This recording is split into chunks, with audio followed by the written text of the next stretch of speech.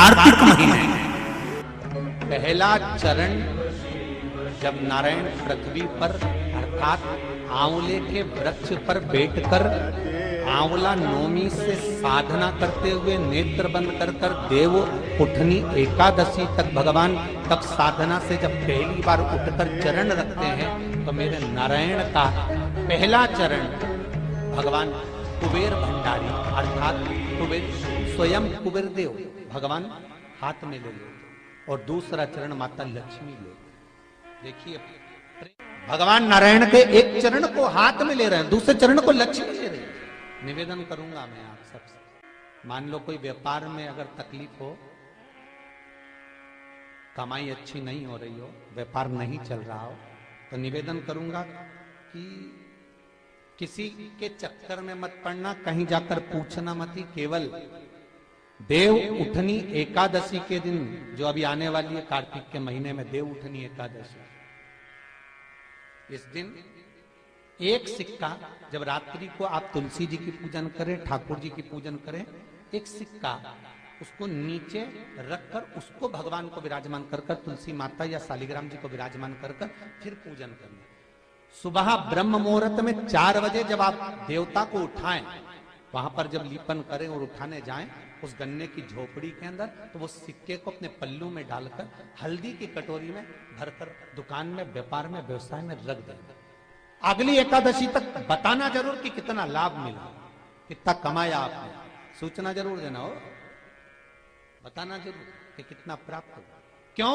क्योंकि नारायण जब देव उठनी एकादशी पर उठते हैं, जब मेरे भगवान विष्णु अपना चरण नीचे रखते हैं, तो एक कुबेर और दूसरी स्वयं लक्ष्मी भगवान के चरण को अपने हाथों में झेल लेती है। तो जिस स्थान पर आप देवता को उठा रहे हो, जिस स्थान पर आप भगवान की आराधना कर रहे हो, जिस स्थान पर आप भगवान को जगाने का प्रयास कर रहे हो, वहां आप अगर लक्ष्मी को विराजमान कर देंगे तो नारायण का चरण और लक्ष्मी दोनों कुबेर के साथ हमें प्राप्त हो सकते। किसी लड़का और लड़की का विवाह नहीं हो रहा, 30 साल हो गए, 32 साल हो गए, 34 साल हो गए, लड़का लड़की का विवाह ही नहीं हो रहा, बहुत टेंशन है माता पिता।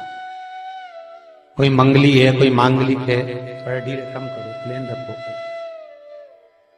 कोई मांगलिक है, कोई मंगल है, संबंध हो ही नहीं रहा, बहुत प्रयास कर रहे हैं, बहुत।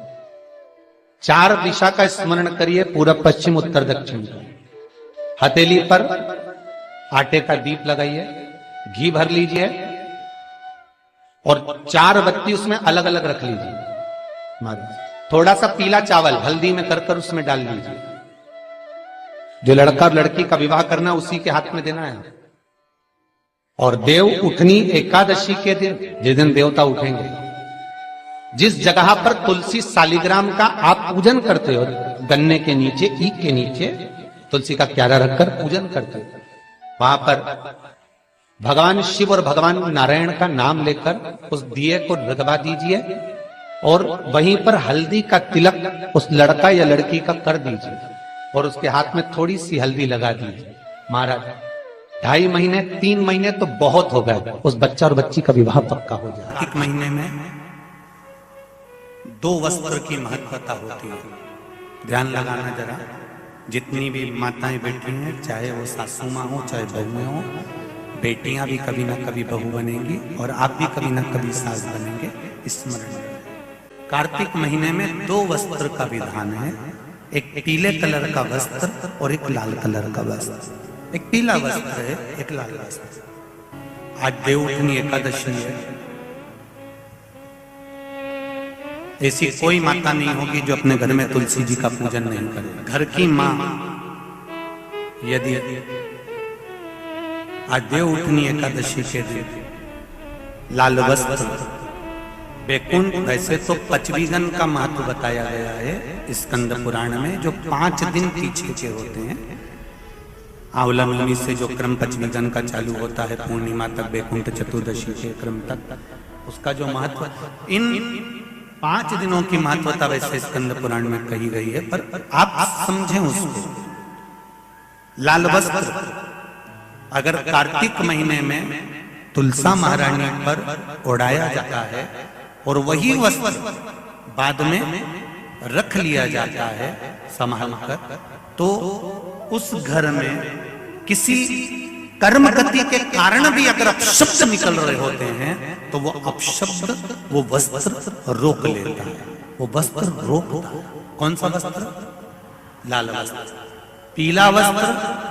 इन 5 दिन में अगर तुलसा महारानी को चढ़ाया जाता है और उसको रखा जाता है तो जिस नारी के गर्भ से संतान नहीं भी हो रही होती है उसके कक्ष में अगर वो वस्त्र कुछ दिन तक रखा रहता है तो ये निश्चित आती है कि गर्भ ठहरता जरूर है। ये पीले वस्त्र की और लाल वस्त्र की महत्वता कार्तिक महीने में सब बोलिए एक बार जमकर, श्री शिवाय नमस्तुभ्यम।